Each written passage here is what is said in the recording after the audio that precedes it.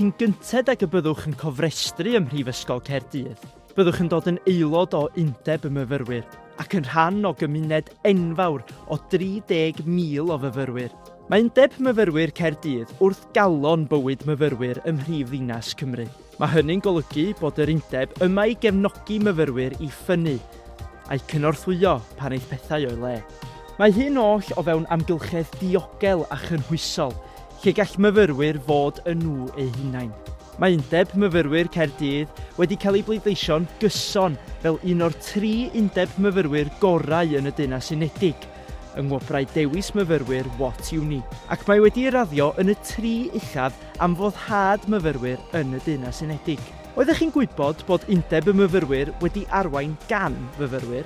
Pob blwyddyn, rydym yn ethol swyddogion sy'n raddedigion diweddar, neu'n fyfyrwyr presennol sy'n cymryd amser allan o'i hastudiaethau i gynrychioli materion a syniadau sy'n bwysig i'n haelodau.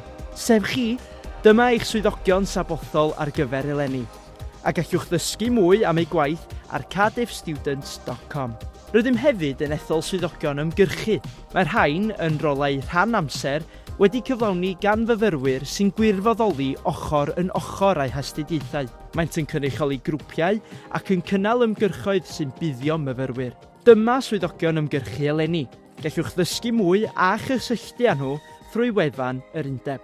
Rydym wedi'n lleoli yn Caerdydd ac ar gampws Parc Cymuned Bychan.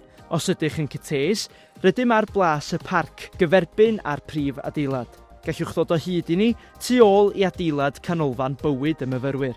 Gallwch hefyd cael mynediad i'n adeilad yn Caerdydd o heol Senghennydd, drws nesaf i Abacws a gorsaf dren Caerdydd. Os ydych ar gampws Parc Cymuned Bychan, ewch drwy adeilad Cocran i Lolfa a i fi, a gwelwch Undeb y Myfyrwyr ar y chwith.